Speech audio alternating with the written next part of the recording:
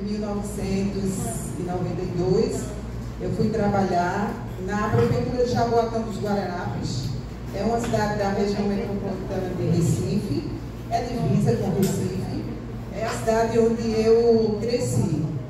E eu fui, em 92, ser professora, hoje chama-se anos iniciais, né? Lá na zona rural de Jaboatão, onde eu me criei.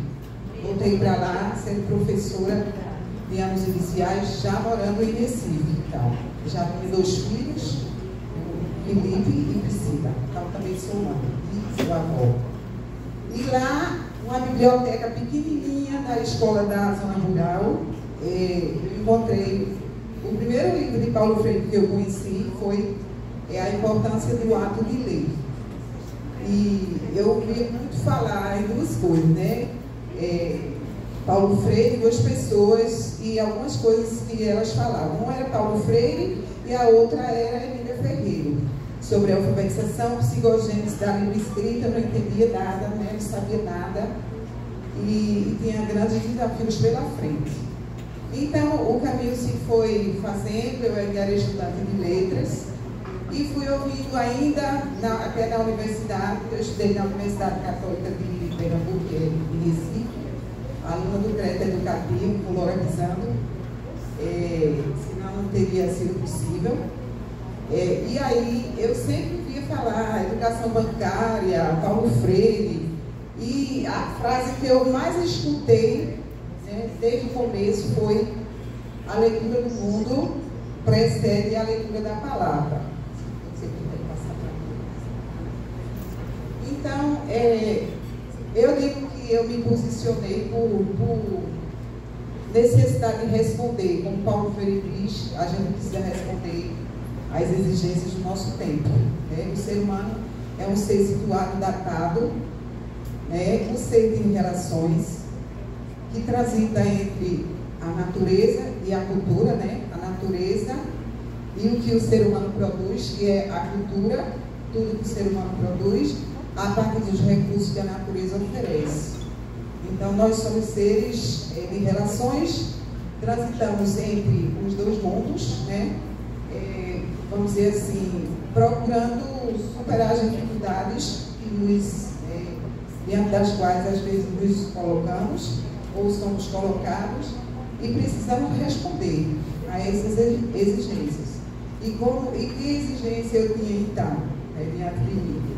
Eu tinha a exigência de aprender a alfabetizar, né, quando eu comecei na zona rural, crianças que já estavam, crianças que trabalhavam, né, por exemplo, na pedreira, e na época, até na colheita da cana e açúcar, que era uma região canavieira, né, onde eu estava na escola lá, perto de onde eu morei, e eu tinha que, ou eu fingia que não via, ou eu fazia alguma coisa, fingir que não via e atestar, confessar a incapacidade, né, a impotência diante da situação, ou fazer alguma coisa. O que é que podia fazer para fazer alguma intervenção, entender porque, do ponto de vista da aprendizagem, aquelas crianças ainda não tinham aprendido, se alfabetizado, mas eu não tinha conhecimento para tanto, né, porque isso não é uma coisa muito simples. Então, não teve outro jeito, eu fui estudar. E aí, essa frase, a leitura do mundo precede a leitura da palavra, as pessoas repetiam muito, né? Paulo Freire, eu vou ficar educativo. Paulo Freire falava isso, né? E dizia, ou desse jeito, a leitura do mundo precede a leitura da palavra. E eu já encontrei essa frase no livro A Importância do Ato de Ler. Ou, ele diz também de outro jeito, a leitura do mundo se alonga na inteligência da palavra. Eu, sim, mas como é que ele quis dizer com isso? Então, já mais desafiada ainda, né, com formação de professor na zona rural, em outras cidades, né, além de Jaboatão. Aí eu fui estudar como linguista, eu fui procurar talvez, quem sabe, o fundamento linguístico dessa afirmação. Então, eu já trabalhava então, na Faculdade de Ciências Humanas de Olinda, como professora colaboradora na pós-graduação e também em alguns eventos. Eu acho que foi um evento, lá onde eu vivo, né, foi um evento direcionado para a educação de jovens e adultos, que trazia oficinas pedagógicas mesmo, assim, coisas voltadas para a prática. Então, trabalhando nessas oficinas e tudo, eu continuei procurando e eu encontrei Angela Kleiman, né, uma linguista que a gente conhece bem, que é da língua portuguesa, que eu acho que na universidade, como na graduação mesmo, a gente não aprendeu nada sobre alfabetização, né? A gente aprendeu mesmo sobre linguística, sobre história da linguística, psicologia da educação, um pouco. Sim, na Faculdade de Letras. Então, a linguística, eu digo que eu me posicionei, fui obrigada, desafiada a me posicionar na fronteira entre a linguística e a pedagogia. Porque as demandas exigiam que eu não ficasse só, talvez até, quem sabe, conseguir encontrar uma coisa na linguística que me ajudasse como professora em anos iniciais. Então, eu encontrei em Angela Kleiman que falava um pouco sobre a psicolinguística, né? Ela falava um pouco de como a leitura se constrói, o que acontece quando a gente lê. Aí, se puder passar. Então, quando Paulo Freire diz que a leitura do mundo precede a leitura da palavra, e essa frase é muito repetida, né? Ele está querendo dizer o que diz Bakhtin, um filósofo russo, né, que fala da linguagem, da palavra, da consciência, do dialogismo. Ele quer dizer que linguagem e realidade se prendem dinamicamente. Ou seja, não existe realidade sem linguagem e nem linguagem sem realidade. Porque as palavras, elas dizem coisas sobre a realidade. Elas trazem, como Paulo Bakhtin diz, que a palavra reflete e refrata a realidade. Árabe eu sabia que danado é refrata, né? Eu tinha que entender o que era. Então, aí veja como, aí já não chego lá, mas vou dar um exemplo. Aquele vidro refratário, né? Que eu não sei lá que danada é refratário. Aí estudando isso aqui, né, eu aprendi refratário, aquele vidro que se quebra, se esfarela, vamos dizer assim, né? Usando minhas palavras, que se esfarela. Então, fica os pedacinhos do objeto que se quebrou. Então, a linguagem, a palavra, ela refrata, ela traz pedaços da realidade. E isso foi isso que Paulo Freire quis dizer, que antes de eu ler a palavra, a leitura só será possível se eu estiver vendo uma palavra que diz alguma coisa sobre a realidade que eu conheço. E a realidade que eu conheço vai incidir sobre o significado, o sentido da palavra que eu leio. Ou não vai ter sentido nenhum, se eu não conhecer a realidade sobre a qual a palavra está falando. Pode passar.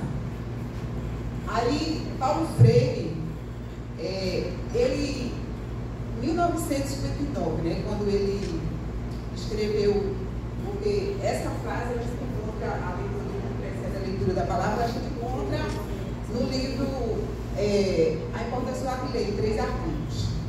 Mas aí eu fui buscar, né, de onde foi que começou.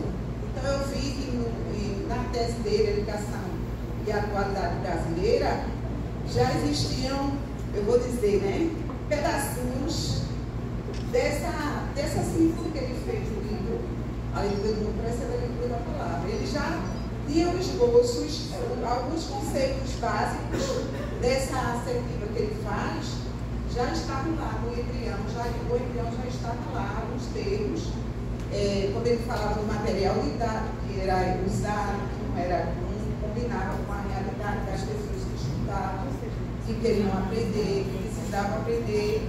Então, ele usava esses conceitos e ao longo de toda a produção dele, que foi justamente, que a gente estava até falando sobre isso, né, onde Paulo Freire revisitava o que escreveu, ia procurar ver se havia alguma fragilidade naquilo que ele escreveu, né, deixando claro que teve uma mulher que teve um papel fundamental, ele diz isso, né, na escrita que ele resolveu escrever, porque Dona Elsa aconselhou a esposa dele, porque as pessoas distorciam o que ele dizia, o que ele falava. Então ele foi intimado a escrever, porque aí estaria registrado, né? Então não tinha perigo, sempre tem perigo, né? Mas o perigo é menor, porque está registrado ali, está escrito.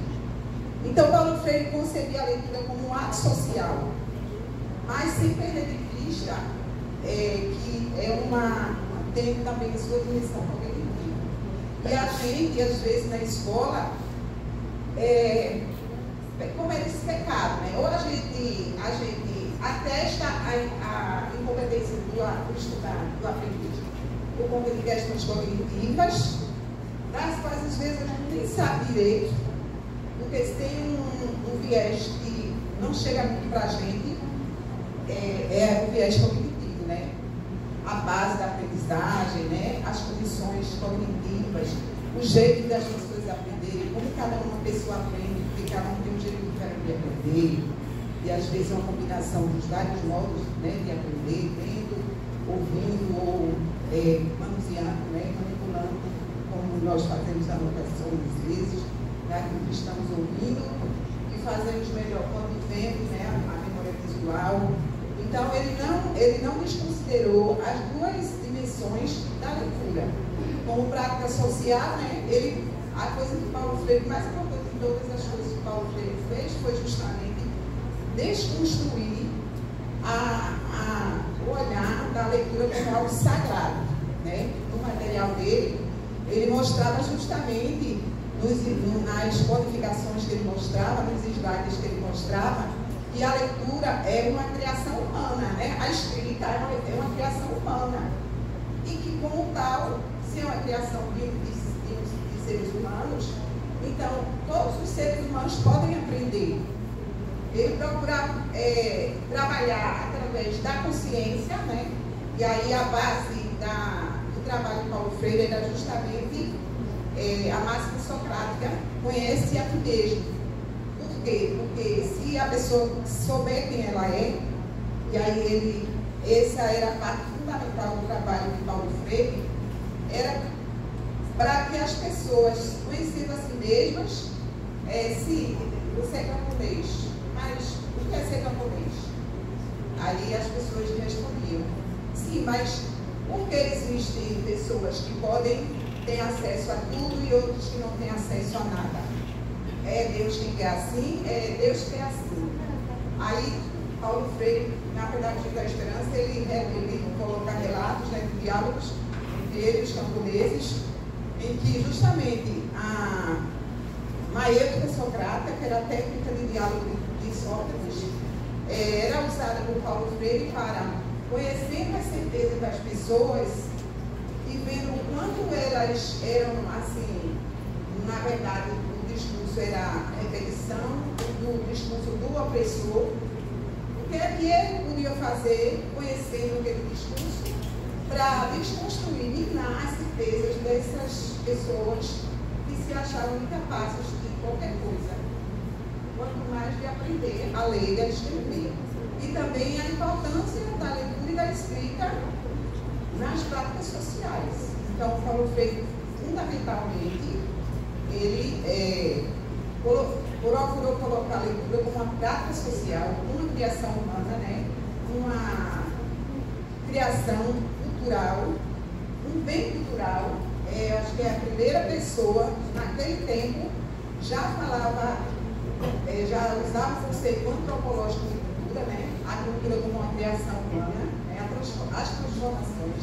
E o ser humano é capaz de fazer aquilo que a natureza oferece, né? A partir daquilo que a natureza oferece, justamente para atender às suas necessidades. Né? Aí mostrar os vasos de barro, que era cultura feita a partir do material que a natureza oferecia, que era o barro. Então ele fazia todo um trabalho coisa que o Rubem Alves fala, que é a complicada arte de ver. E ele diz que nosso trabalho, o Rubem Alves diz, e era isso que o Paulo Freire fazia, nosso trabalho como professores, educadores, é ensinar a ver. É a educação do olhar. E é um trabalho bem difícil. É o que a gente estava falando, eu estava aqui falando com o Elias no banheiro, né, sobre a questão de carregar água na peneira. Né? Então, concebi a leitura como um ato social, uma prática social, mas sem perder de vista a questão cognitiva, né, a atenção cognitiva. Pode passar. Pode passar. E aí, toda a base da proposta do Paulo Freire é justamente essa questão do ponto de partida da cognição. Isso vai aparecer numa conversa dele com o Donaldo Macedo e outros linguistas no livro Alfabetização e Letramento de Paulo Freire, um livro muito gostoso de ler, que tem muita gente linguista lá conversando, e assim, é muito bom ler aquele livro. Né? E aí lá ele fala que Paulo Freire criou, na verdade, a filosofia da aprendizagem. Ele criou uma filosofia da aprendizagem. E aí ele fala sobre a questão da recognição, o princípio da recognição. A gente aprende a partir do que a gente já conhece. Por isso, né, Paulo Freire, que a recognição é um ato fundamental da mente. Você não aprende a partir do que você nunca viu. Sempre você vai fazer aquela história, que é uma palavra que a gente fala muito na língua portuguesa, que é a analogia. A gente faz uma analogia com alguma coisa que a gente já conhece. Então, Paulo Freire, mesmo que ele não tenha dito isso, e aí no livro A Hipótese do Ateliê, ele fala da arqueologia da leitura, né? Ele fala do desenho, do arcabouço, do desenho cognitivo na questão do ato de ler. Então, por isso, pode passar. Ele propunha que a gente fizesse, né, o levantamento vocabular, conhecesse as palavras mais importantes para as pessoas com quem a gente fosse lidar, né, na alfabetização, no caso, que ele não começou os ciclos de cultura, não começaram com alfabetização, começaram com discussões, conversas, né, sobre temas geradores, escolhidos pelas pessoas, e depois ele viu o quanto estava certo essas rodas de conversa, o quanto elas davam certo no que se refere à conscientização, à mudança da consciência ingênua para a consciência crítica. E aí, por que isso? Né? Aí ele começou a pensar na alfabetização dentro dos ciclos de cultura. E o que tem a ver isso? E por que falar, por que fazer o levantamento vocabular? Né? Aí, Rose McClymont, um livro sobre leitura, acho que é a oficina de leitura, ela diz que o que acontece quando a gente lê? Paulo Freire diz que a leitura do mundo acontece antes da leitura da palavra, ou seja, a compreensão que eu tenho do mundo vai refletir na minha leitura. Os conhecimentos lexicais, né, quando a gente escolhe o vocabulário de uma língua, né, o léxico, e que a gente escolhe quando vai poder usar certas palavras, né, e tem um cara chamado Martin dizia, mas tem o Norman Fleckhoff, um estudioso do discurso, ele diz que a palavra é o maior indicador da mudança social. Aí algumas palavras se tornam malditas, né? Dependendo do contexto social, do contexto político. E tudo isso é mobilizado quando a gente lê. Às vezes a gente diz, poxa, eu não escutei números que a gente escuta, por exemplo, quando vai para lugares, veja, somos da mesma região, mas foi Elias, não foi que falou uma palavra agora de manhã? Você falou, não, eu nunca vi com esse nome. A cestinha, o cestinho que coloca na mesma. Panacom, não, eu nunca vi essa palavra. Aí eu disse, eu sei o que é. Basculho, né? Basculho, eu vim do lixo, vou perder para basculho. Minha mãe dizia basculho, ela dizia basculho mesmo. Então, assim, é o vocabulário da língua, né? E as variações até que a gente mesmo dá conta de fazer, mesmo que a palavra seja a mesma, a gente usa às vezes de um jeito diferente. E esse ditado foi conhecido, né? Muito conhecido por causa do Big Brother, né? Daquele menino, né? Gil, chamado Gil Vigor. Então, esse é um sistema de conhecimento de que nós dispomos e que mobilizamos quando lemos, ou não mobilizamos, né? Porque às vezes a gente não consegue, aí vai para onde? Para o dicionário procurar aquela palavra que a gente nunca viu. Contanto que não desista da leitura, né? Assim diz Paulo Freire, não desista. Vá para o dicionário, ajuda lá, tem. E muita gente tem preconceito, né? Com o vocabulário, né? O apelido é não muito bom, aí ninguém às vezes quer usar, né? Por causa do apelido que der para ele. Pode passar. O conhecimento enciclopédico, que a gente conhece muito nessa frase de Paulo Freire como conhecimento do mundo, né? É o conhecimento que pode ser adquirido formal ou informalmente. E que muitas vezes o estudante adulto, né? Ele tem um conhecimento, um vasto conhecimento, e chega na sala de aula e pronto, era o que acontecia, que Paulo Freire percebia nos grupos de alfabetização, em Pedagogia da Esperança. Eu acho lindo aquele momento que ele registra, né, a conversa dele com os camponeses, e eles não acham que o conhecimento deles vale nada, porque Paulo Freire é doutor e eles dizem, não, o senhor é doutor, é como assim, você fala e a gente escuta. Aí Paulo Freire leva a reflexão sobre o que é ser camponês. Por que eles são camponeses? Aí essa questão de é porque Deus quer. Aí Paulo Freire leva essas pessoas a refletirem sobre a questão da religiosidade, né, que faz com que a pessoa ache, alguém disse para você, minha mãe e meu pai, existe uma diferença fundamental. No livro Cristiquinho de Policarpo Quaresma, ele diz que os sonhos separam as pessoas. E minha mãe não sonhava. Minha mãe achava, acreditava em sina. E eu escutava quando diziam assim, o nome dela era Norina. Norina, chamava Norina. Tu assim não é sofrer. E minha mãe acreditava. E meu pai, ele driblou esse negócio da conversa mole de sina, de destino. Aí eu estava contando para ele, e quando eu li Morte de Severina, a primeira coisa que eu estranhei, vejam, que é a questão do vocabulário, né? Severina é nome de gente, não é? Severina e Severina. E ali, João Cabral de Melo Neto coloca, demorou para eu entender, como um adjetivo, né? E a história de um homem que foge da miséria, da fome, da morte, com fome, né? A morte antes dos 30, para vir para Recife. Eu gosto muito da perspectiva que João Cabral coloca, porque no fim das contas ele diz assim, qualquer vida é vida, ainda que seja severina, vai na perspectiva do conformismo, né? E eu entendi o meu pai, quando eu li aquele livro, li para o concurso da Prefeitura do Recife. Aí lá ele foge. Eu estava dizendo para ele, meu pai fugiu de casa com 14 anos, para não morrer de fome, como muitos irmãos dele morreram e ou ficaram doentes da cabeça, por conta da falta de alimentação. E ele fugiu.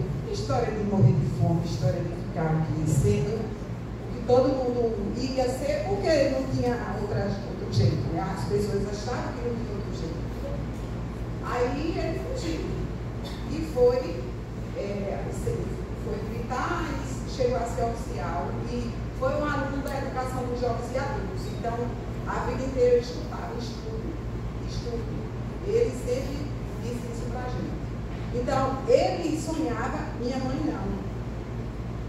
E aí eles dois não conseguiram, né, ficar juntos, porque o sonho dele separou eles dois. E aí, Paulo Freire mostra isso para as pessoas. E ele diz assim, então vamos fazer um jogo. Se vocês não conhecem, leiam na Pedagogia da Esperança, esse trecho, acho que página 25 e diante. Ele diz assim, vamos fazer um jogo, para vocês verem que existem saberes diferentes, né? Eu sei e vocês sabem. Então vocês vão fazer pergunta e eu vou fazer pergunta a vocês. Aí vamos ver quem acerta, né, e quem erra. Aí a primeira pergunta que faz é o grupo de camponeses. O que é curva de nível?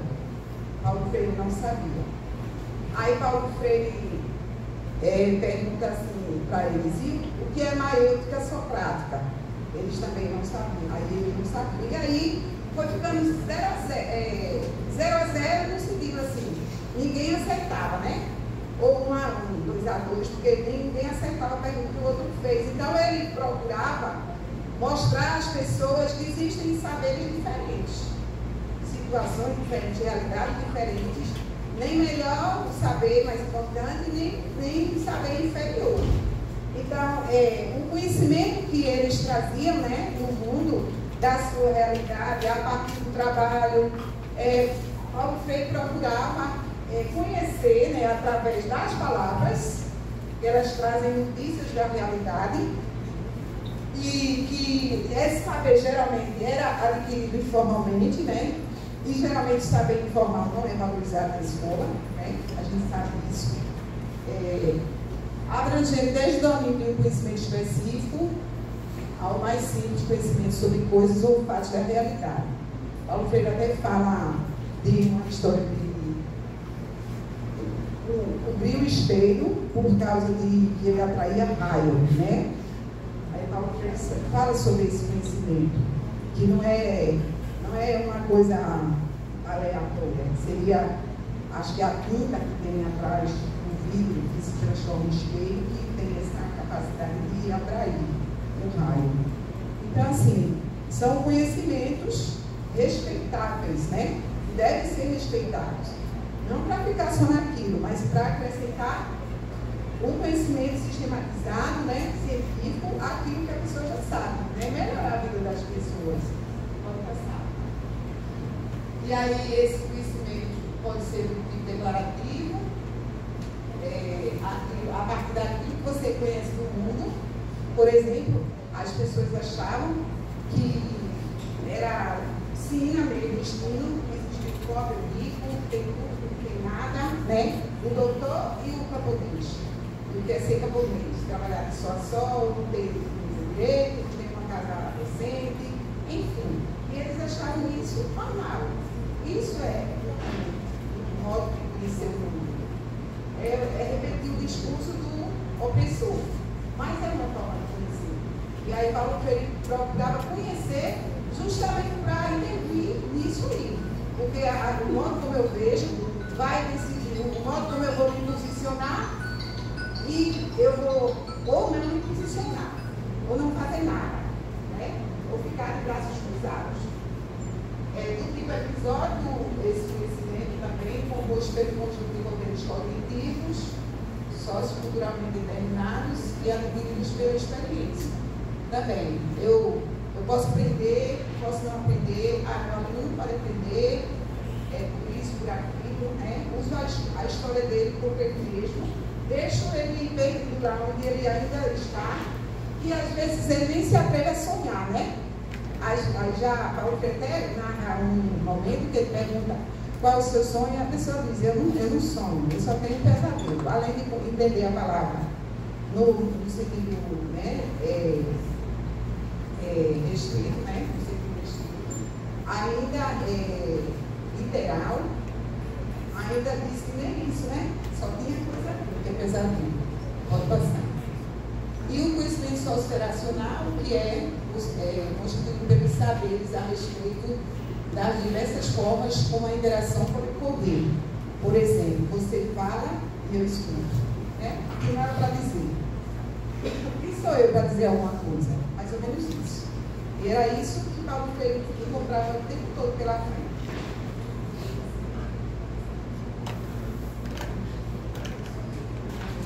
E o que é que entra em ação nessa mobilização de conhecimento, nesse processamento da leitura, né?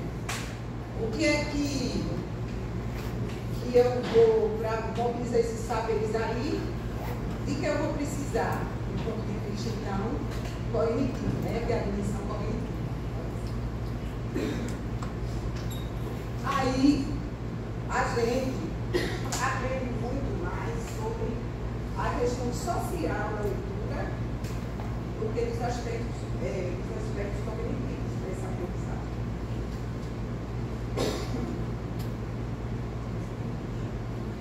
Aí eu tenho uma habilidade específica de leitura, uma só, e habilidades gerais envolvidas na leitura. A habilidade específica, aí eu coloquei ali no destaque o reconhecimento de palavras, mas com compreensão. Reconhecer, por quê?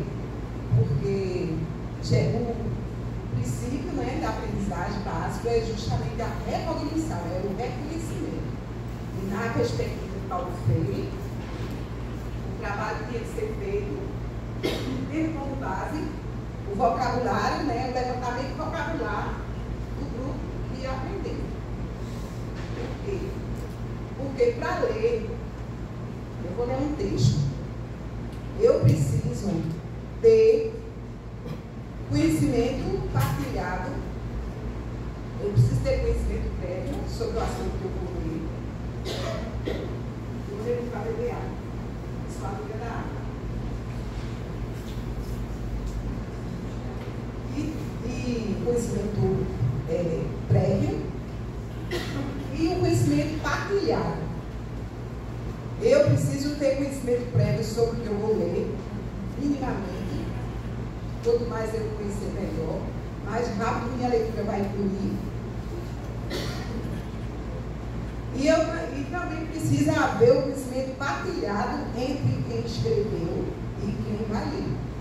Conhecimento comum. E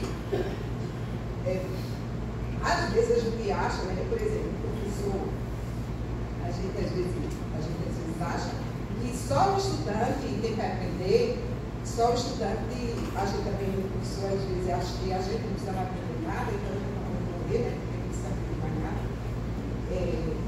Que só o estudante tem que aprender, saber.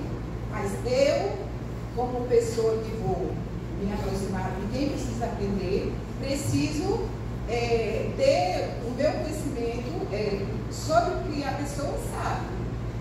Mais ou menos isso, né? Por exemplo, quando ele fazia o conhecimento, ele fazia o levantamento vocabular, por exemplo, das 50 palavras. Aí, e agora? Tem muita palavra. O que é que eu vou fazer para delimitar? Aí tem a questão da redução, né? Ele fazia o levantamento vocabular. Aí depois vinha a questão da redução, que era limitar a quantidade de palavras a serem trabalhadas como palavras geradoras. Aí ele tinha como critério primeiro o critério pragmático, né, que era assim, as mais usadas, as mais importantes, as mais recorrentes do grupo, a questão pragmática, a questão da quantidade de sílabas, né, que geralmente era na conversação, eram palavras de sílabas, e as sílabas, as palavras ele escrevia sempre, predominantemente, as que tivessem um padrão auxiliar como simples, né? Consoante e vogal. Então, não era aleatório. Às vezes tem gente, né, que ignorantemente, que não saber, às vezes causa prejuízo, né? Às vezes as pessoas fazem considerações sem saber de que se tratava, do que ele estava propondo. Que também não é uma coisa fácil de entender, né? Precisa estudar. Aí ele tinha esses três critérios, a questão pragmática, que eram as palavras mais recorrentes, mais importantes, mais utilizadas pelo grupo. Aí em 50, por exemplo, ficava 17, 20. Aí outro critério para a questão do trabalho com a alfabetização em si, que era os jogos de formação de palavras, as pessoas ele usava silabário, né? As letras, o abecedário e os silabários, para as pessoas manipularem, né? Informarem, transformarem em palavras. Hoje a gente encontra em materiais de alfabetização jogos para formação e transformação de palavras, que são maneiras de a pessoa manipular, manusear e fortalecer sua aprendizagem. Aí tem a brincadeira, o jogo da palavra verdadeira. O que é palavra? O que não é palavra? Aí a pessoa formava lá, juntava um óleo de letra lá, ou de sílaba, e aquela junção que ela fez não dizia nada para ela, quer dizer, não tinha nenhum referente. Aí ela, não, isso não é palavra verdadeira. Aí, porque verdadeira só seria palavra mesmo se tivesse um referente, se dissesse alguma coisa sobre alguma realidade, né? A questão do reconhecimento. Então, essa é a habilidade específica da leitura. Pode passar. E por que esse reconhecimento é a habilidade específica da leitura? Pode passar. Porque é o livro Alfabetização do século XXI. Eu até trouxe, mas deixei lá, porque eu queria mostrar. Pode procurar na internet o livro Alfabetização do século XXI. Esse livro eu achei jogado naqueles estandes de livro no shopping. Aí tem assim, bem escrito mesmo assim, 52 por 29. Achei ótimo, não achava o preço, porque eu só tinha ele. Eu disse, é esse que eu vou levar. Aí, porque você vê, né, a valorização, né, o material. Aí tem de acordo com aí esse livro. Eles explicam por que é a atividade específica. Porque ela essa atividade é que dá sustentação, né? Os circuitos cerebrais que dão sustentação a essa aprendizagem tem escolhas durante a aprendizagem da leitura. E não serve para outra coisa, só para a leitura. Então, é a habilidade específica da leitura. E nesse livro, no último capítulo dele, fala assim sobre... Às vezes a criança tem facilidade com palavras. Aí mascara a dificuldade de leitura.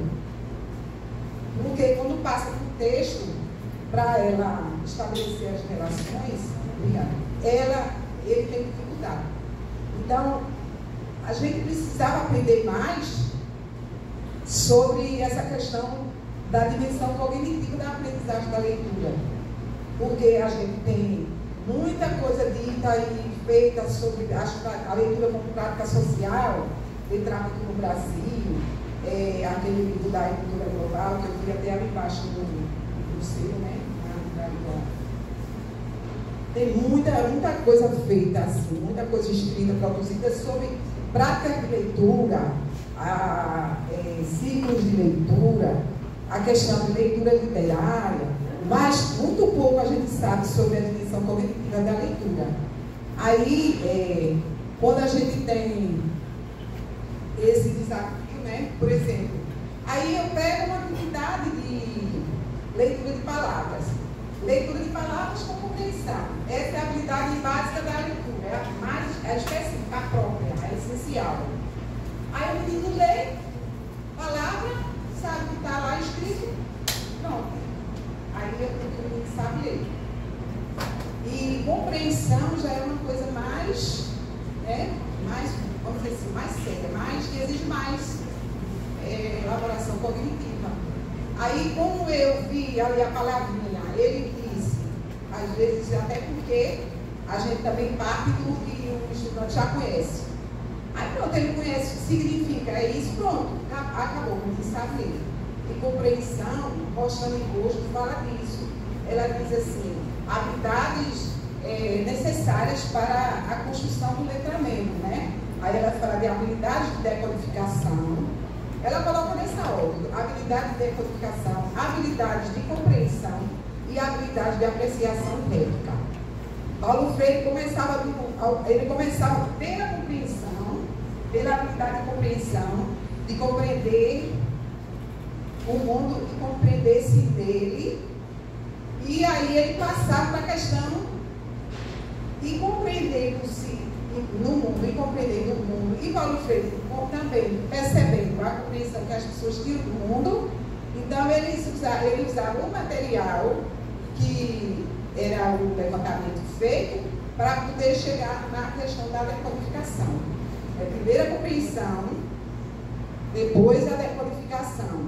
E junto com a compreensão, ele também trabalhava a apreciação e réplica, porque inclusive nesse livro da apreciação, a compreensão do século XXI, ela fala da importância da linguagem oral para o desenvolvimento da compreensão e leitura. Para crianças que têm, ela chama de dificuldades inesperadas na aprendizagem. Inesperadas por quê? Porque você percebe, vê que ele sabe palavras, aí não espera, a gente não espera que ele não vai compreender o texto, porque ele leu palavras e compreendeu. Aí é inesperado por isso. Aí ela dá algumas orientações sobre estudo, a partir de estudos que dizem como fazer com crianças que têm essa dificuldade inesperada. Pode passar.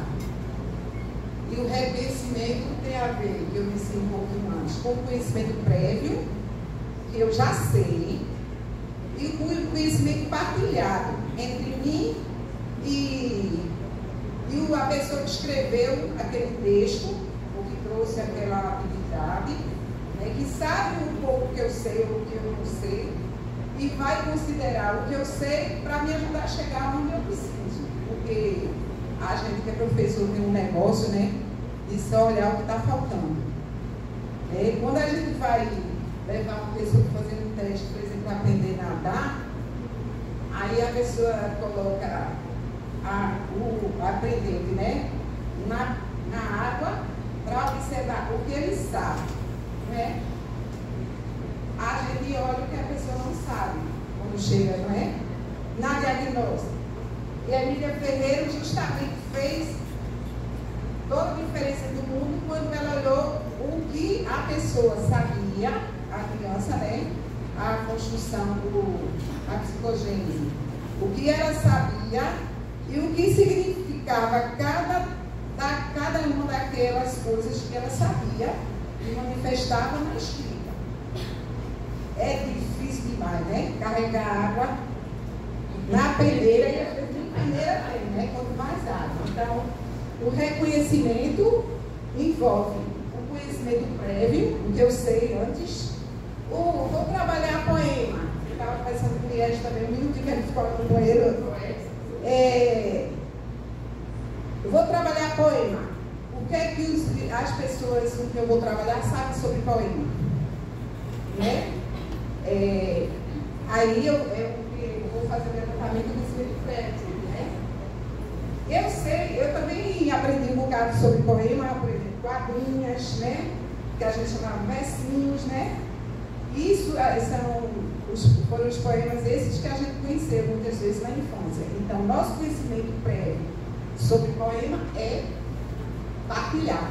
Nós temos conhecimentos comuns sobre poema.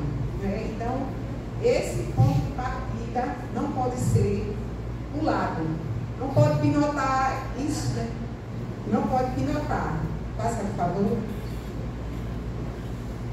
Sim, as habilidades gerais são constituídas, então, por capacidades linguísticas e por capacidades cognitivas. Pode passar.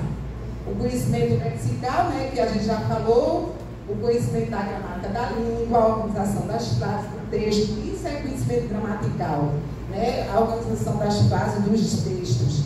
Não necessariamente, esse é outro conceito de gramática. Miranda traz 5 conceitos de gramática no livro dela, né, sobre gramática. Então, o conhecimento lexical é isso, é o vocabulário, é o conhecimento linguístico, abrange o conhecimento lexical, mas também o modo como as frases, né, os textos se organizam, sem entrar no detalhe dos nomes. Mas isso também é conhecimento gramatical. Quando a gente entra nos nomes, aí a confusão está feita, né? É uma confusão enorme, mas a gente sobrevive. O conhecimento semântico, isso era um ponto que Paulo Freire observava muito, a questão semântica, que abrange os significados e os sentidos das palavras. Os sentidos que as palavras têm para as pessoas, dependendo de lugares onde elas vivem, das experiências delas, porque significado e sentido, né, são coisas diferentes, né? Elas têm um significado, mas às vezes tem um sentido pejorativo, né? São tratadas, maltratadas, as palavras às vezes são malditas, dependendo do contexto, né? Na mudança política e por aí vai. E também tem palavra que vira moda, que ninguém aguenta de tanto povo usar, né? Ele já leva uma coisa que a gente já banalizou às vezes. O conhecimento enciclopédico, que a gente já falou, né? A capacidade linguística tem a ver também com esse tipo de conhecimento. Então, as capacidades linguísticas envolvidas na leitura tem a ver com o conhecimento do vocabulário, o conhecimento gramatical, o conhecimento dos significados e sentidos e o conhecimento de mundo, né? Tem a percepção da realidade, o modo também como eu percebo, compreendo o mundo. Pode passar. Aí as capacidades cognitivas referem-se à atividade mental, intelectual na construção do conhecimento. Pode passar. Por exemplo, a atenção.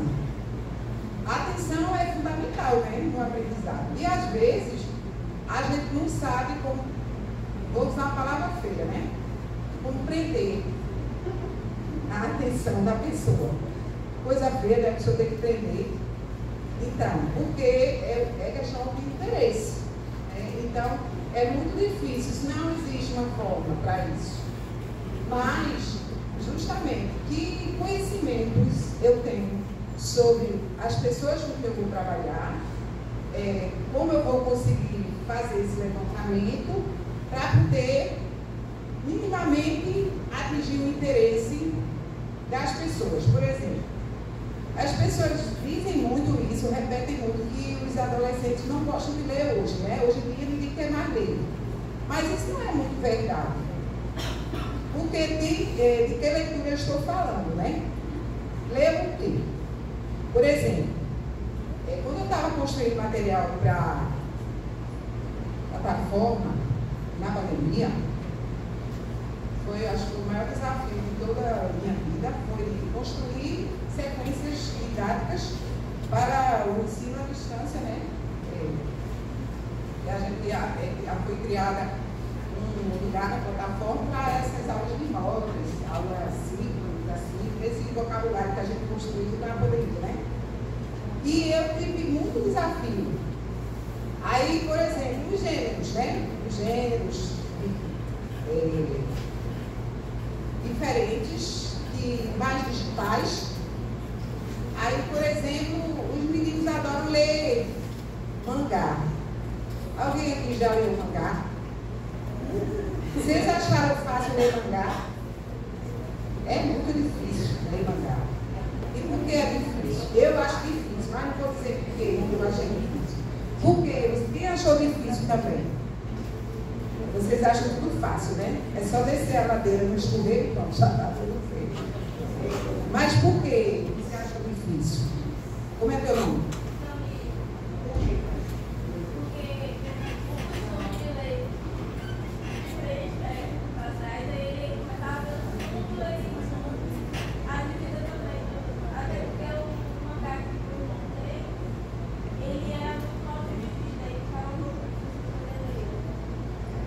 Eu achei difícil principalmente por isso, porque a gente lê, na nossa cultura a gente lê em que direção?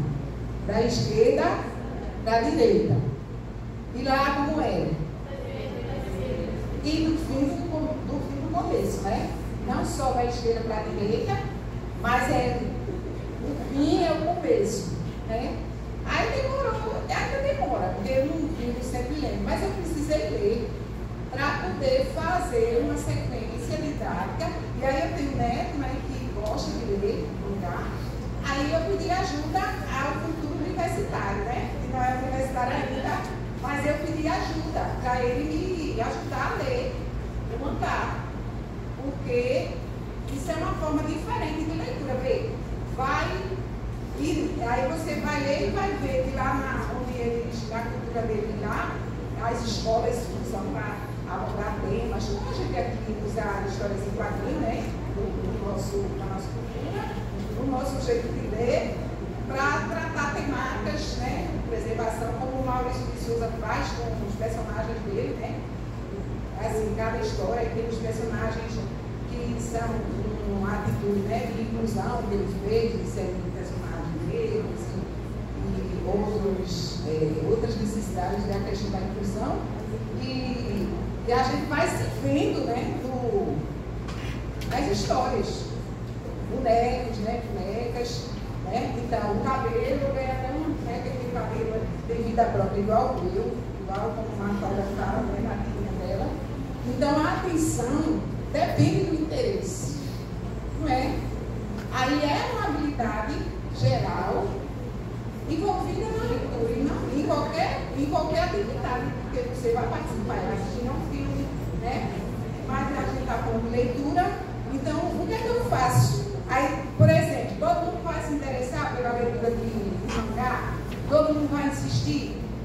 Ainda tem também a questão de você considerou, veja, o que você fez já foi uma apreciação, né?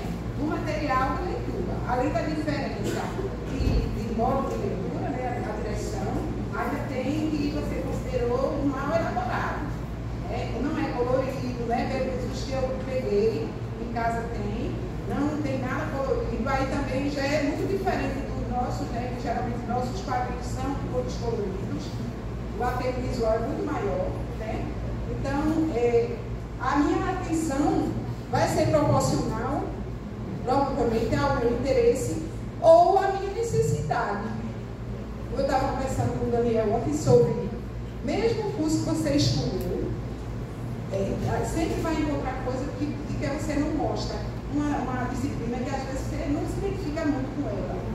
Então, aí eu vou ter que me desdobrar para manter meu foco, porque, né, o esforço vai ser maior, porque eu preciso terminar o curso.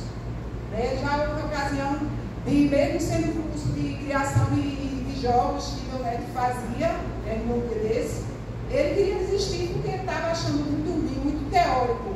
Eu disse, tenha calma, você vai encontrar esse tipo de obstáculo em qualquer coisa que você fizer, mesmo que tenha sido o curso que você escolher. Eu mesmo tive muita dificuldade com língua inglesa. Quando falava em prova oral, se eu pudesse me esconder debaixo do biô, então, a atenção é proporcional ao interesse. Então, o que é que eu faço para, em vez de querer aprender, né? Não deixa de ser, né? Você conseguir, né, fazer a pessoa ficar tocada, a questão do interesse. A memória, a leitura, fundamentalmente, como Angela Kleiman disse, a gente ativa, mobiliza sistemas de conhecimento. Ou seja, memória, né, vai entrar no circuito uma habilidade geral, que é a memória. Aí, leitura também é memória. Palavra é memória, né, porque elas trazem notícias, né, reflexos, pedaços, notícias da realidade. Por isso é importante a palavra ser minimamente conhecida, né? E a gente não achar que porque é professor está dispensado de também conhecer, né? Partilhar, se interessar pelo conhecimento que o estudante tem sobre aquilo e as representações também que o estudante tem, positivas ou negativas. Por exemplo, difícil você trabalhar com pessoas na educação de jovens e adultos, trabalhar a questão do carnaval com pessoas da educação de jovens e adultos, quando elas têm uma formação religiosa, né? Muito difícil. Então, qual é a brecha que eu vou encontrar? Qual vai ser a palavra mágica que eu vou usar para as pessoas entenderem que é cultura e não religião, né?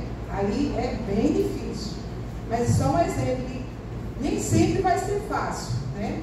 Aí outra habilidade, e eu fico doente, porque o pessoal só fala em raciocínio quando é matemática. Quando é português, língua portuguesa, ninguém fala em raciocínio. Como se a gente estudasse língua portuguesa sem pensar, né? Então, atenção, memória, raciocínio e a capacidade de análise e síntese. Veja, Paulo Freire conseguia num círculo de cultura, ele conseguia trazer para o centro, né, para colocar como ponto de atenção a leitura de palavras, né, a questão da leitura em si, com palavras geradoras, e também as outras habilidades envolvidas na leitura. E ainda ele procurava, e antes de tudo, né, antes da alfabetização, ele começou justamente a trabalhar no ciclo de cultura com a capacidade de análise e síntese das pessoas, e viu que era possível desenvolver, mesmo sem elas serem alfabetizadas. E depois veio a questão da alfabetização. Mas uma coisa não distante da outra, né? Como se uma coisa não incluísse a outra. Então ele trabalhava todas as habilidades, a específica e as gerais, no trabalho. Ele trazia tudo isso no trabalho com leitura. Pode passar. Não quer passar. Quem quer passar aqui?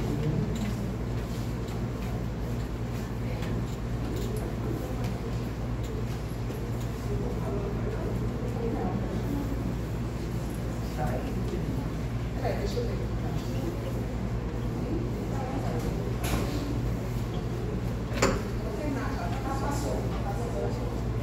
Então, no processamento da interação e do sistema de conhecimento estão envolvidas as operações cognitivas. E a gente ouve muito falar, vou dar um exemplo. Vocês, acho que vocês já devem ter ouvido falar, por exemplo, dos descriptores da avaliação externa. Na avaliação externa, eles, na SAEB, né, a prova Brasil, a ANA, né, que é a prova do Exame Nacional de Alfabetização, o Enem também, né, que acho que é exame mais para quem está no ensino médio, para terminar no ensino médio, para ir para a universidade, as operações cognitivas que estão envolvidas no processamento do texto. Disso a gente não fala. Sobre isso a gente quase não aprende na universidade. Pelo menos não em linguística, eu estou falando de linguística, de letras, quando eu fiz, né? O curso de hoje não tem notícia de que isso aconteça.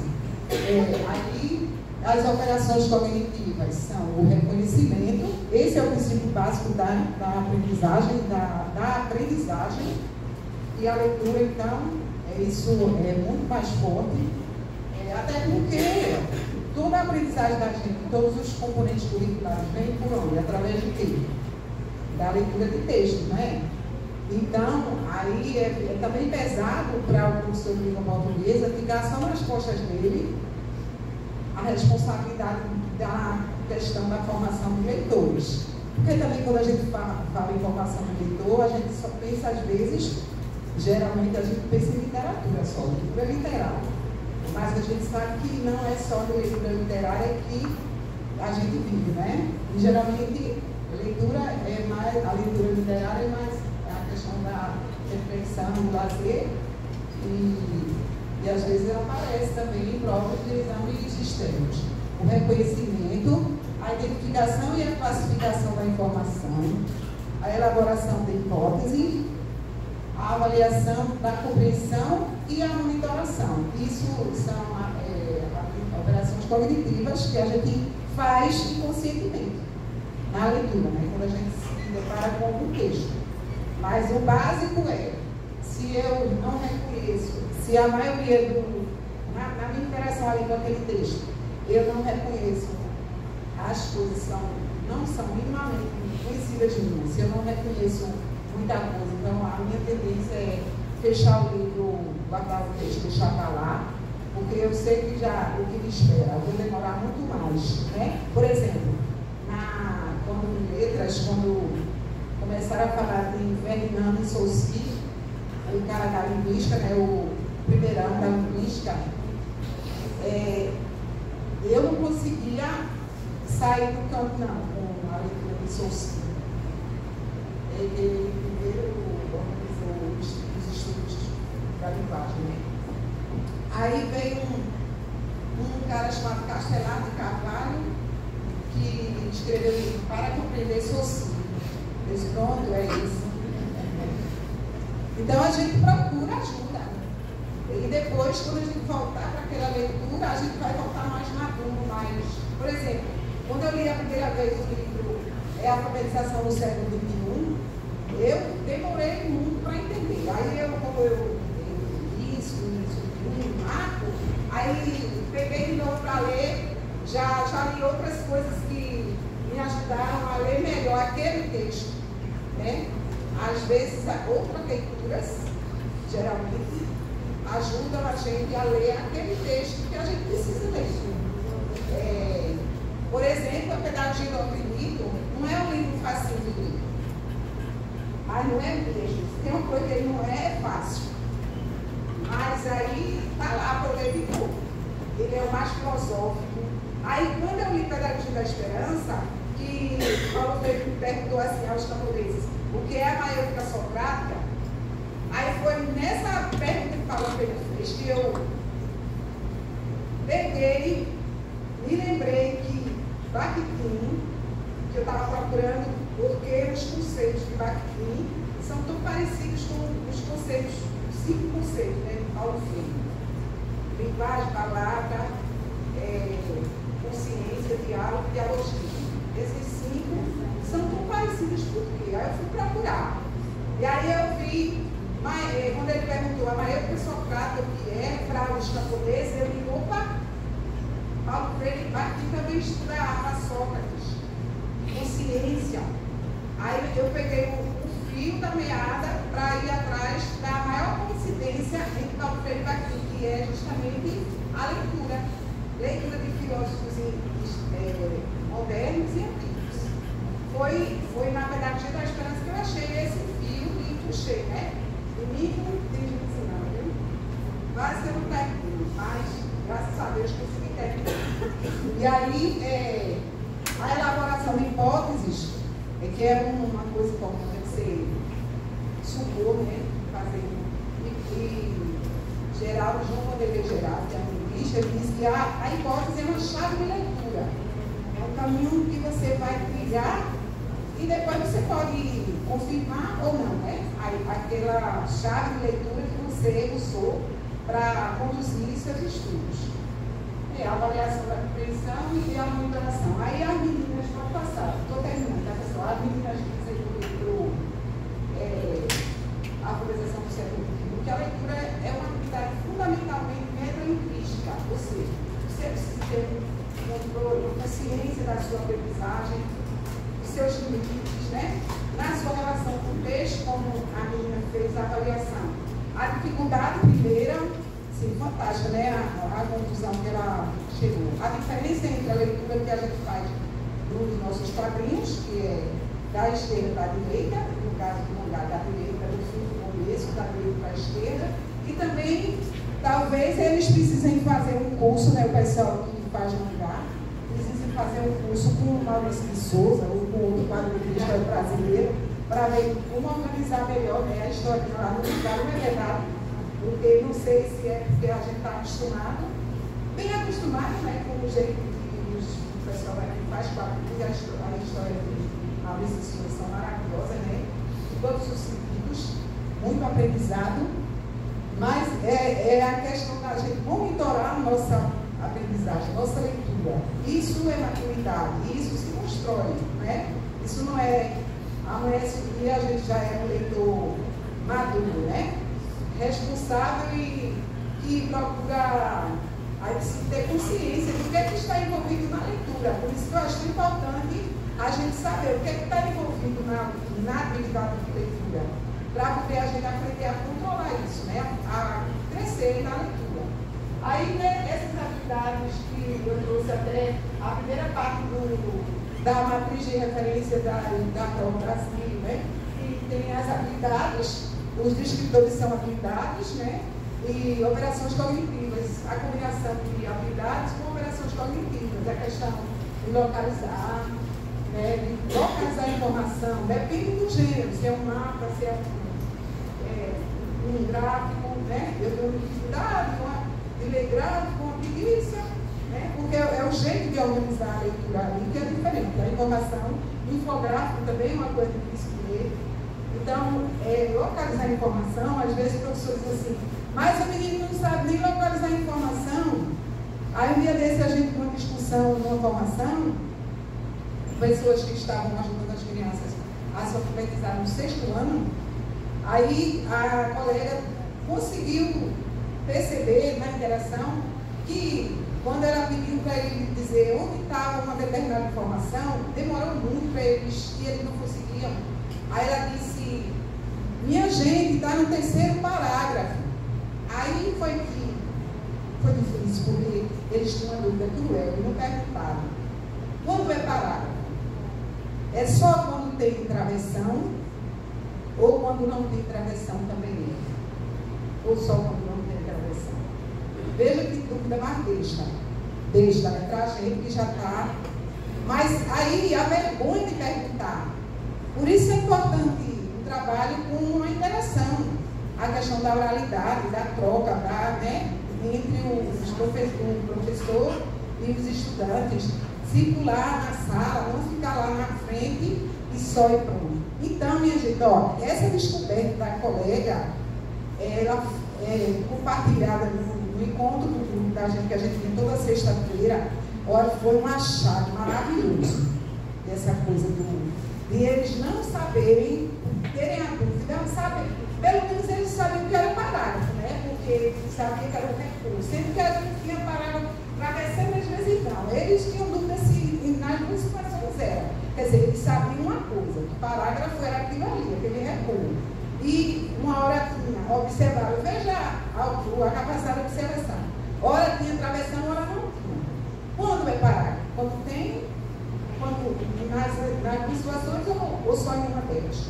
Então, assim, tinha toda uma reflexão, né? Eles sabiam o sinal da coisa. Aí, às vezes, aí a conversa é, não sabiam que era parágrafo, né? Às vezes o jeito da gente dizer. Então, localizar a informação depende do gênero textual. Ruim de mapa é aqui, viu? Melhorou bastante, mas eu sou muito ruim com mapa. Inferir informação é o que não está dito. Aí, por exemplo, trabalhar os provérbios populares, né? Que são ditados com uma linguagem metafórica. Né? Isso esses gêneros são bons para a gente trabalhar essa questão da inferência. A inferência, às vezes, é na informação e, às vezes, é o sentido de uma palavra. Que depende do contexto que a gente está inserindo, que ela está inserida. Identificar também, porque para identificar eu preciso reconhecer, né? Perceber. Então, identificar o tema, distinguir, saber diferenciar o fato de opinião, a opinião relativa ao fato, né? Porque para eu distinguir o fato e a opinião relativa a ele, eu preciso saber o que é opinião e o que é fato. Então, são habilidades, né, que precisam ser realmente trabalhadas. Isso é leitura. Interpretar textos não verbais e não verbais. Textos que articulam elementos, os dois tipos, porque eu me lembro que no trabalho no vestibular da Universidade Federal, quando existia, né, o vestibular naqueles moldes antigos, os meninos tinham muita dificuldade, por exemplo, na questão discursiva. Eles tinham mais dificuldade na questão discursiva do que na redação em si. Às vezes a discursiva era ler uma charge e a leitura é diferente, né? Não é uma leitura linear. Tem que articular os elementos. Então precisa ser ensinado isso. Aí entram várias habilidades aí. Aí às vezes a charge cartoon, né? Tem diferença. Às vezes o cartoon, as charges não trazem elementos verbais, só não verbais. Às vezes tem um quadrinho, um balão, né? Um balão só, ou dois balões. Então tudo isso precisa ser trabalhado, né? Pode passar, acho que tem. E aí eu sugiro a leitura sempre de ler e escrever na escola, o real possível necessário da estudiosa Adélia Lerner. O meu está ali só por desencargo de consciência, porque esse trabalho dele, o meu trabalho a partir sempre de Adélia Lerner, esse texto, se vocês me conhecem, o diálogo entre ensino e aprendizagem, é bem antigo. Ó. Eu considero esse texto um clássico, porque Thelma Mais, acho que é assim que lê, ela faz uma reflexão incrível sobre o necessário, indispensável olhar para o diálogo tem que haver entre o ensino e a aprendizagem. É para o ensino ser organizado pensando na aprendizagem e não a gente querer que os estudantes se desdobrem, né, para alcançar o que a gente considera às vezes que está alto demais para eles. Paulo Freire fazia isso, ele desmistificava, desconstruía, procurava aproximar as pessoas do saber, principalmente mostrando que a escrita não era uma leitura, não é uma coisa sagrada, né? É como se fosse, às vezes, para algumas pessoas, e isso não é verdade. Aí você falou de Martins, você falou de Irandé Antunes, você falou de Marcos Pano, você falou de Angela Clara, você falou de Marta Soares, você falou de Norma Ferpon, você falou de um monte de gente. Alguns desses eu sei que os meninos já ouviram falar, outros eu tenho certeza que são desconhecidos deles, né? Isso para mim sinaliza um problema muito sério da nossa formação inicial de professores, que é o distanciamento entre os cursos de pedagogia e de letras. Nós temos uma preocupação mínima com os estudos de linguagem no curso de pedagogia, e no curso de letras há uma preocupação mínima com os conhecimentos didático-pedagógicos. Então, assim, eu não sei como a gente se permite isso. Eu não sei como a gente... Eu acho que isso explica boa parte do nosso fracasso na educação básica, né? A Marta Soares faz essa pergunta, né? Ela fala assim: eu não sei como é que eles esperam que se alfabetize bem, porque ao pessoal da pedagogia faltam conhecimentos linguísticos, ao pessoal das letras faltam conhecimentos didático-pedagógicos. Então, vai precisar, isso em algum momento vai ter que dar a mão, vai ter que se juntar, né? Então, eu acho que isso ficou bem, isso deve ter ficado muito claro para os meninos, né? Isso deve ter ficado, e aí eu acho fundamental. Ao mesmo tempo eu fiquei pensando assim, eu me senti confortável com a sua fala, porque eu estava pensando, eu consigo identificar essas questões que eu discuto com os meninos muito, né? Que é de falar de... Nós estamos trabalhando com as habilidades de leitura, de escrita, de análise linguística e semiótica. Nós estamos trabalhando com essas habilidades. E aí você vê o distanciamento que há entre o saber que os meninos, em tese, teriam que ter, que chegam na universidade e não chegam com esse saber, e como isso dificulta mais ainda o trabalho, né? Como é difícil. Aí você vira e fala assim, aí você falou tanto de gramática, diretamente e indiretamente, é tão difícil para todos nós, com a formata. Eu falo que a gente não foi formado, a gente foi formatado, né? A gente foi formatado no princípio. Se eu perguntar aqui, agora não, porque os meninos devem estar mais espertos que isso, que eu brinco muito com eles, mas se eu perguntar aqui, essa sala podia estar cheia, inclusive, de estudantes de letras também, que poderia perguntar, levanta a mão aqui, quem sabe português. Ninguém ia levantar a mão.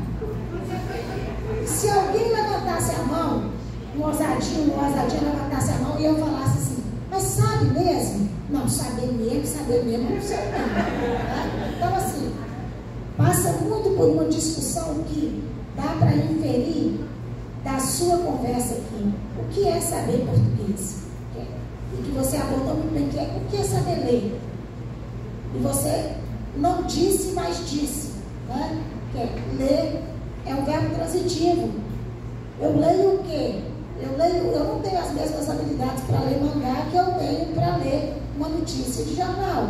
Então, assim, foram tantas coisas importantes as quais você abordou, né, que eu digo o seguinte, eu vou retomar com a minha turma esta conversa, né, para a gente tentar identificando, mostrando, olha, quando ela está falando de produção de inferência, ela está falando de quê? Quando ela está falando de localização de informação explícita, ela está falando de quê?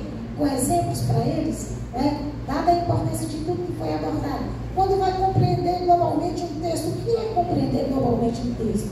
O que é diferenciar um fato de uma opinião sobre um fato? Hoje está um dia chuvoso, fato. Eu não gosto de dias chuvosos, né? Opinião sobre um fato. Então, assim, e a gente vê que os nossos alunos, não os nossos aqui, os nossos alunos da educação básica não desenvolveram suficientemente essas habilidades, e aí não por dificuldades de aprendizagens, mas por falhas no ensino, né? Então, eu queria que você colocasse um pouquinho para nós, daí eu já vou abrir para vocês falarem também, mas é porque eu fiquei ansiosa com tudo isso, eu estava me sentindo muito confortável e falei assim, eu quero colocar sobre isso. Você que está lá na Secretaria de Recife, né, que é técnica pedagógica de lá, quando você se reúne com as professoras, com os professores da educação básica lá de Recife, como é? Qual é o grande desafio da formação continuada desses professores? Onde é que você, se você tivesse que identificar um nó na formação deles, onde estaria esse nó? Primeiramente, eu volto à questão de Paulo Freire, que fala que a gente precisa responder, né, às exigências do nosso tempo. E hoje uma exigência grande, e a gente sabe nas redes de ensino, por exemplo, ranqueamento das escolas de acordo com o desempenho das escolas, né? Os índices de desempenho, por exemplo, o IDEB, né? E o IDEP, no caso de Pernambuco. Então, há algum tempo na rede, a gente vem tentando levar para a escola, traduzir, né? Essa coisa dos números, dos conceitos que estão envolvidos na estruturação da avaliação externa, que é uma exigência, é uma pressão muito grande sobre o professor, sobre os professores, né? E na rede, a gente vem fazendo há algum tempo um trabalho sobre o conhecimento, e como eu trouxe esses primeiros descritores da matriz de referência, por exemplo, o grande gargalo, eu acho que é o que o professor sabe. Uma coisa que melhorou muito foi que as questões das avaliações externas eram desconhecidas. Ninguém sabia o que era pedido na avaliação externa. Ninguém sabia como era uma questão, um item, né? Quando começou em 2002, por exemplo, eu comecei a trabalhar na elaboração de itens. Era muito difícil. Não podia quase nada, porque tem toda uma teoria, que é uma coisa básica, né? A teoria que está dando fundamento àquilo que está sendo feito, né? A teoria de resposta ao item, que é o modo de conceber a avaliação e como se avalia o que o estudante fez. Então, esses conceitos, esses conhecimentos, melhorou muito, mas eles ainda são um desafio, né, para o professor que está lá na escola. Então, quando a gente fala, por exemplo, com esse nome de escritores, a gente tem o desafio de levar a compreensão do que é um escritor, né, que é a combinação de uma habilidade, uma operação cognitiva com um conteúdo. Não é uma coisa de outro mundo. Eu acho que a coisa mais importante de tudo é justamente desmistificar, desconstruir e fazer as pessoas chegarem mais perto desse conhecimento, porque é como se aí começou a se produzir na universidade. Por exemplo, no Congresso de Leitura, tinha os seminários, né? Seminário de avaliação, por exemplo, a IPEC, Marcos, junto com a sua Soma, iam lá para Campinas, da Unicamp, falar sobre avaliação. No caso, a avaliação externa, a avaliação de língua portuguesa. Eu acho que o X da questão, né, o ponto de atenção é justamente esse: diminuir o distanciamento entre o que se produz na universidade e que muitas vezes o conhecimento produzido é a partir do que está sendo feito na escola, não é? Mas esse conhecimento não chega na escola. É como se fica lá, às vezes, guardado. E usa-se assim um expediente que faz com que as pessoas que estão com a mão na massa, né, que é, por exemplo, o professor professor, principalmente os professores de anos iniciais, não tenha acesso a esse conhecimento. Então, a maior dificuldade, e é o desafio para a gente que vai se encontrar e está na secretaria, que tem essa atribuição, né? Por exemplo, a gente tem lá, quando vai produzir material, eu vou produzir material para o professor de língua portuguesa, trabalhar num projeto chamado Onda Tec, que é um preparatório para as escolas técnicas locais, o IF ou a Escola Técnica Estadual. E no começo era confusão, de uma confusão eu gosto, de lá atrás de confusão ando eu. Quando eu elaborava o material e colocava a questão do IF, tinha professor que não queria, porque ele achava que era muito alto o nível para o estudante da gente. Eu não concordo com isso. Só, eu vou continuar aí o escritor, e a escola, o IF tinha uma elaboração melhor. Até então, o IF elaborava melhor as provas com base nos escritores, né? Olhando para fora. E às vezes as pessoas querem olhar, querem o contrário, que o mundo se organize olhando para dentro. Mas é o contrário, é a gente que tem que olhar para fora. Discordando ou não, concordando ou não, a gente precisa olhar para os desafios que estão sendo feitos, a escola. E quem faz a escola é o professor, né? Então, eu acho que o maior desafio é incluir o professor no movimento externo à escola, que gera essa cobrança na escola. Esse conhecimento que hoje eu acho que melhorou bastante, a gente ir para a escola falar sobre avaliação, às vezes não se quer parar para conversar com o professor, né? Quer que o professor faça um monte de coisa, mas ele não tem o tempo para estudar aquele momento, como Lilian fala, né? Aquele momento estruturante para o seu desempenho. E aí a luta da gente é essa, ir para a escola, nos momentos da formação do local, né? Para trazer para o professor desconstruir essa coisa como se fosse uma coisa do outro mundo e fazer o professor chegar mais perto, compreender. Aí hoje já existem material de orientação para o SAEP, que é o Sistema de Avaliação de Pernambuco, da Prova Brasil, tem simulados, tem muito material hoje produzido, né, em função dessa avaliação externa, dos conceitos, do que é o escritor, de como na prática isso pode ser trabalhado.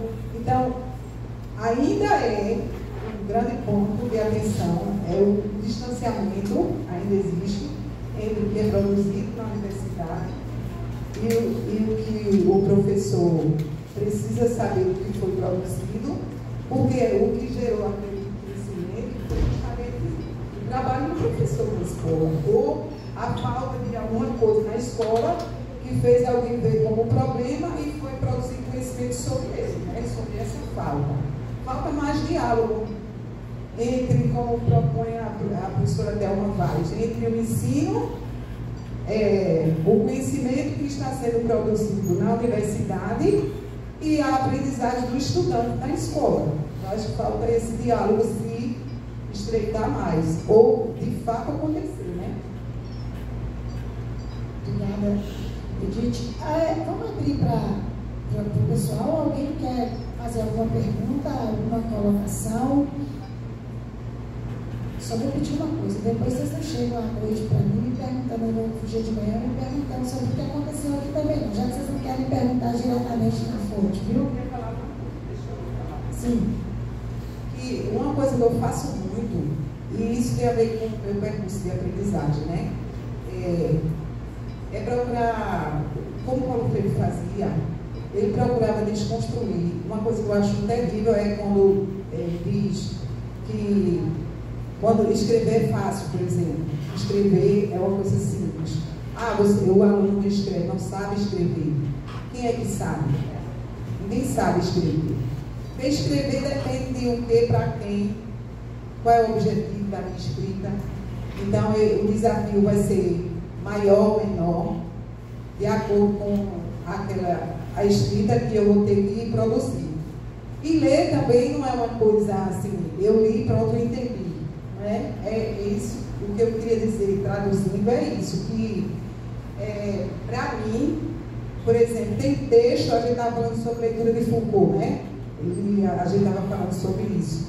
Não são coisas simples. Aí eu gosto de um cara chamado Círio Pocente, que é um linguista. Se vocês procurarem, vocês vão encontrar. Se não encontrarem, podem falar que eu mando para, eu acho que para Fernanda, A Leitura Errada Existe. Círio Pocente tem 2 textos. A leitura errada existe e o outro é ainda a leitura errada. Aí eu gosto muito de uma parte desse texto, quando o Círio Pocente diz que as pessoas acham, por ele ser de linguística, né? Ele sabe ler tudo, sabe tudo. Aí ele diz que não conseguia ler Foucault, né? Michel Foucault. Aí as pessoas acham estranho quando a pessoa que lê, que produz, que estuda muito, diz que não sabe. Não conseguiu. Mas porque não tem que conseguir tudo, né? Não tem que saber tudo.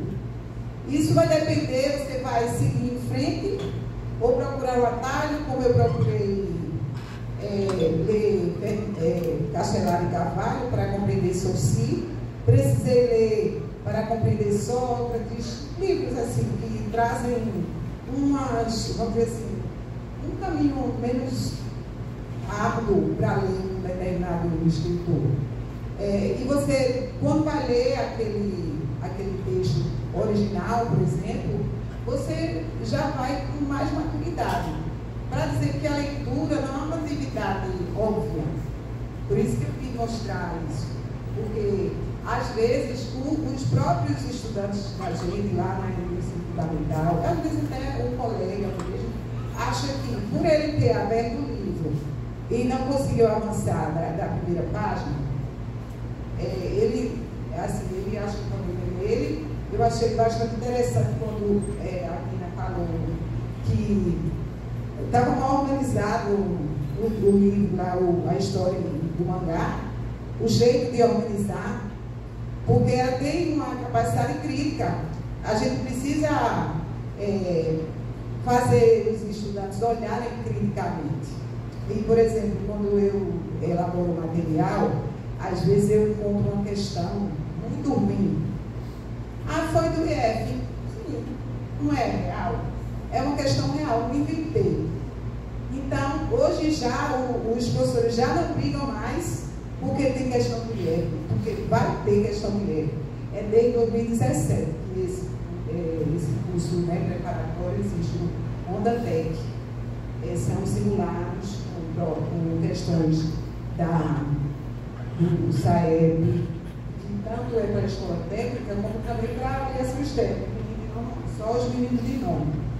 Aí eu pego, deixo a questão do jeito que ela está, sofrida. Aí eu deixo. Aí tem um professor que liga. Ele, posso ligar? Pode, deve. Aí a gente vai discutir a questão, antes da aula dele. Aí teve um dia que era uma questão de... era Mafalda, uma filha de Mafalda. Mafalda pega os cremes da mãe dela todinho, né? E leva para o quarto dela. Aí a mãe grita: Mafalda, você viu meus cremes? Aí ela disse... aí aparece no quadrinho o globo terrestre todo sujo, né? Todo maquiado. Ela mete os cremes de beleza da mãe dela no globo terrestre. Ela disse: sim, só os de beleza. Aí era para classificar esses, né? Os de beleza. Não foi uma confusão esse negócio da resposta. Mas não tem problema não, disse: olha, vai ficar. E a resposta é essa. Agora sim, mas é muito... Não é. Os meninos precisam conhecer. É uma questão real. Então, é disso que eu estou falando, assim, que nem sempre vai ter concordância, né? Diálogo nem sempre é concordância, como o Paulo Freire diz. Às vezes é embate. Mas às vezes o embate é necessário até para a gente mudar o jeito das pessoas olharem. Aí tem professor que eu, professora, que eu só conhecia pelo WhatsApp, né, por conta da pandemia, e que, por exemplo, faz 15 dias que eu conheci pessoalmente, que eu fui substituir uma pessoa numa escola com uma técnica. A coordenadora viajou e eu fui no lugar dela, colega de sala lá, da secretária. Aí cheguei lá, ela disse, Edith, eu sou Andresa, a gente só se conhece por telefone. Aí deu um abraço e assim, eu fiquei feliz com a mudança de paradigma que eu vi, né, nela. Ela disse, Flávia disse que se não for que conhecendo bem do jeito que conhece, do jeito que eu trabalho, né, no caso que conhece você, e você botou essa questão de propósito. É claro, a gente tem que mostrar o que ele vai encontrar lá, o que ele pode encontrar e o que ele deve fazer com o que ele vai encontrar, o que é possível fazer. É a análise crítica. Essa questão está aqui no livro. A gente não encontra isso às vezes no concurso, mas a resposta está ali. Como uma vez eu dei um curso para pessoas que trabalhavam na Secretaria da Reitoria lá na Federal. O projeto, né? Então, eu dava um curso de 60 horas de língua portuguesa, e no meio de 60 pessoas, uma pessoa, que eu até conhecia da adolescência, de Jaboatão, ele me procurou em segredo, disse, professora, eu sou bibliotecária, mas nunca consegui passar no vestibular para bibliotecário, porque eu não consigo acertar as questões de interpretação de texto. Se a senhora puder fazer esse trabalho com a gente aqui, porque o objetivo do curso era para eles terem uma progressão salarial, né? O objetivo final era esse. Aí tem gente que só tem isso mesmo, não estava lá. Mas tem pessoas que têm objetivos. Então, no meio daquele pessoal todo, apareceu essa pessoa.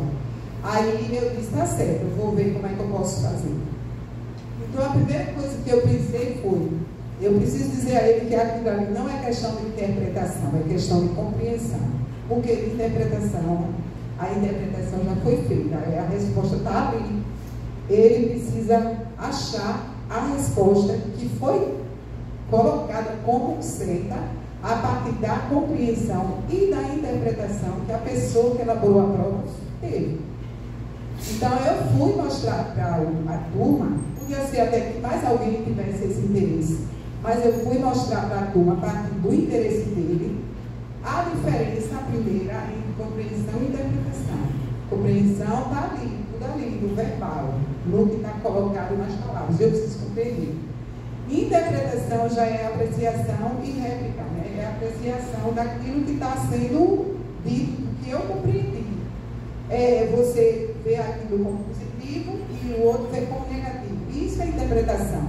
Mas não é porque é interpretação que qualquer pessoa pode interpretar o que quiser. E aí eu gosto de ensino docente nesse texto. A leitura errada existe, porque ele fala que existe leitura errada sim. Por exemplo, se eu estiver lendo um poema, é como se fosse um texto com sentido literal, como no filme Carteiro e Poeta, que a tia leva o primeiro que ela puxa o dedo daqui do sutiã da sobrinha, que o carteiro manda para a sobrinha dela, e aí ela não sabe ler e leva para o padre lê. Aí chega lá, o padre ele faz um espanto, né? Um espalhafato danado, e diz assim, aí lê assim a palavra do poema. Nuda, aí a tia dela faz, Madonna mia, ele minha sobrinha mia.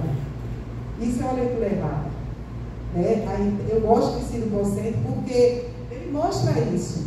E nem toda leitura é autorizada, né? A interpretação não pode ser feita aleatoriamente. E aí tem professor que diz que de língua portuguesa, ou não de língua portuguesa, que acha que quando eu se fala de interpretação, está sendo permitido que seja lido qualquer texto de qualquer jeito. Não é assim.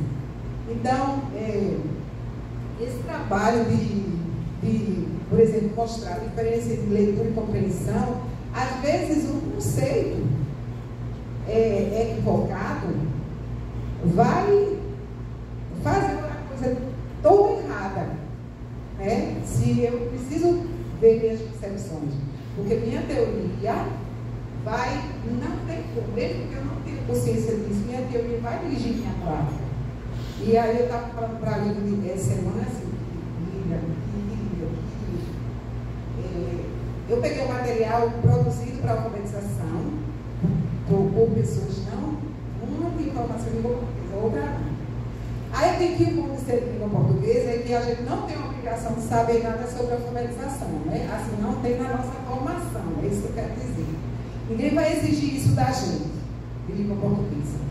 Mas de pedagogia, todo mundo acha que necessariamente quem é de pedagogia sabe alfabetizar. Isso também não é verdade. Isso não é verdade. Que é um conhecimento extremamente específico. O que eu sei de alfabetização é porque eu fui jogada na arena sem nenhuma ajuda. Então, ou eu corria, ou eu fazia alguma coisa para não sair dali frustrada por eu não ter conseguido fazer nada. Então, eu aprendi a duras penas, mas não tinha nada a ver com minha formação de letras. Então, eu vi, né, o material, pegaram coisas de terceiro ano, dos meninos, atividades dos meninos de terceiro ano, que estão em processo, né, finalizando teoricamente a alfabetização, e colocaram para o menino de sexto ano. Aí, poxa vida, por exemplo, a letra bastão, que é uma questão, né, na alfabetização. É porque a pessoa que não está alfabetizada, não conseguiu se alfabetizar, mesmo as pessoas não alfabetizadas, cada um vai estar num nível diferente de compreensão do sistema alfabético. Então, eu preciso saber em que ponto do conhecimento ele está. Para isso existe a diagnose. Né? Agora, aí foi uma confusão danada, e aí alguém me mandou um áudio dizendo assim: eles não estão entendendo que quando eu vi o material, eu disse, pai, me parece que está acontecendo isso e isso nas concepções das pessoas que fizeram o material. Aí a pessoa me disse isso no áudio, ela disse assim: eles estão pensando, eles não estão entendendo que a pessoa que não está alfabetizada, não importa se ele é uma criança, um adolescente ou adulto, é a mesma coisa. Aí eu entendi, eu tive certeza do problema do material, que as concepções que ela tem, ela não está considerando, eu estou no sexto ano, né, não me alfabetizei, mas eu não estarei de jeito nenhum no mesmo nível de um menino de terceiro ano. Do mesmo modo que um adulto não vai estar, por exemplo, a gente quando faz diagnóstico com pessoas adultas, eu trabalhei junto no CEL, eu até vi um livro ali de jogos de alfabetização, eu peguei logo para dar uma olhada, que nunca, uma incidência, um caso só de um adulto que ainda escrevia números e letras misturados. É muito raro encontrar. Toda a vivência dele, às vezes trabalha no comércio, tudo. Meninos, às vezes, não sabem ler, mas sabem ver colé, matemática, tudo. Então, eu acho que o papel da gente é justamente isso que a Fernanda falou, você não se, no caso eu vou dizer para mim, eu não me limitar a, por exemplo, realmente, o meu curso não me deu suficiente para isso, aí eu estudo muito isso, não tenho a obrigação de saber isso. Às vezes tem um aluno cego na sala, eu tive aluno surdo no curso de pedagogia, ninguém me disse que tinha aluno surdo, depois foi que disseram que tinha aluno surdo, depois chegaram os intérpretes, aí os alunos prestavam mais atenção no intérprete e os ouvintes prestavam mais atenção no intérprete do que na aula. Isso é outro desafio, né? Porque ninguém fala dessas coisas. Então, é assim, o professor que está estudando, que ele já é professor, ele só escolheu, ele só está querendo a certificação, né? Eu acho que uma pessoa escolhe já é essa. Se não for, ela não vai longe não, vai desistir. Ou termina o curso e nem vai atuar. Ele não pode ser uma pessoa que desiste. Porque É muito difícil mesmo, porque é assim, as instituições não dão a você o subsídio e jogam você em lugares sem aquele subsídio que você precisava, que ela poderia ter dado. Então, a falta de diálogo entre uma instituição e outra, quem vai perceber isso, ser desafiado e sofrer com isso, é o professor, né? Essa falta de diálogo.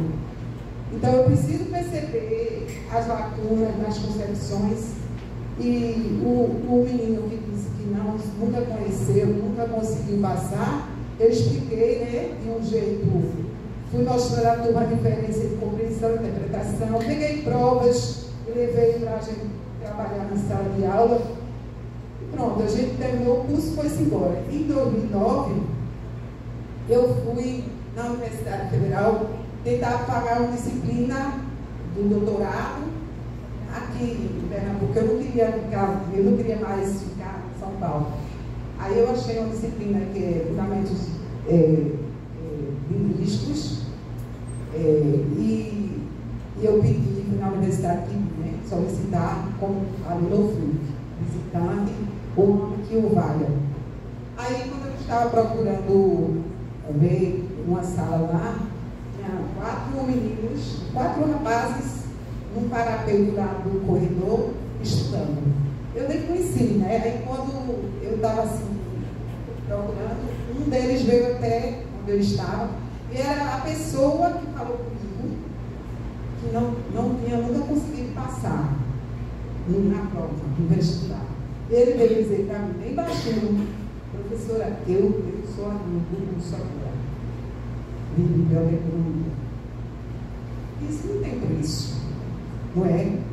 Então, assim, a gente pode fingir que não está ouvindo, a gente pode fingir que não está vendo, porque, às vezes, não é só, a limitação não é só da pessoa que falou, às vezes é minha mesmo, não sei o que fazer, mas eu posso aprender. Eu tenho uma aluna cega, só uma, 63 estudantes, eu era estudante de letras ainda, no bairro onde eu moro, 63 estudantes numa sala, eu tinha uma aluna cega, mas ela era mais autônoma, mais produtiva do que todos os outros estudantes juntos. Ela tinha lá o material dela, produzia em braille, eu sentava junto dela e escutava a produção textual, ela lia para mim. A limitação era dela, era minha, porque eu não sabia para ela. Então, ela lia para mim, e era texto de qualidade. Então, assim, eu posso fingir que não estou ouvindo, eu posso fingir que não estou ouvindo. Aí eu digo, mas o senhor me deu condições para isso, e é verdade. Mas aí, o caminho se faz caminhando, né? A gente constrói de acordo com os interesses que a gente tem. Eu acho que não tem preço você poder ajudar uma pessoa a mudar a vida dela através do conhecimento. E às vezes se exige que você mude um pouco o seu percurso, sua trajetória, seu modo de fazer as coisas, né? E aprender a poder ajudar aquela pessoa. E nunca mais você vai ser o mesmo do ponto de vista do conhecimento que você vai aprender. E a vida da pessoa também vai mudar e ela vai poder ajudar outras pessoas a mudarem sua vida. Então, assim, eu gosto mais de estar entre as pessoas que estudam pedagogia, não pude fazer pedagogia, não tenho tempo, aí talvez antes de morrer eu faça. Porque eu acho que é um curso riquíssimo, fantástico, muito mais, é mais fácil as pessoas de pedagogia aprenderem mais sobre língua portuguesa, sobre os conhecimentos específicos da língua portuguesa necessários ao trabalho, por exemplo, com a alfabetização. E muita gente nem sabe que a Miriam Ferreira era linguista. Eu soube por conta própria, ninguém nunca disse, nem sei se as pessoas sabem também. Então, assim, é mais fácil vocês que fazem pedagogia aprenderem o que a gente aprende lá na universidade, história da linguagem, essas coisas de nossa na língua, do que a gente aprender sobre as teorias psicolinguísticas, psicológicas da educação, as teorias os pensadores da educação, né? Os grandes, Valon, Vygotsky. E não podia ser assim, porque Vygotsky é fundamental, até inclusive, principalmente Piaget, né? Que foi no viés diferente de Vygotsky. Então, minha gente, ó, não existe essa coisa da fronteira do saber entre áreas. A gente, então, eu fico na trincheira, cavei um buraco, estou aqui sozinha, porque ninguém quer saber de linguística, ninguém quer saber sobre, por exemplo, Paulo Freire, sobre alfabetização. Mas eu quero, entendeu? Então, não se importe se sua trajetória for solitária, porque isso é o de menos. Sempre vai ter, você sempre vai em algum lugar do percurso, em algum momento, você sempre vai encontrar pessoas que vão precisar, e vai ser importante aquilo que você aprendeu, e que você vai continuar aprendendo, porque Paulo Freire diz que o caminho se faz caminhando, não é isso? Então, vamos caminhar.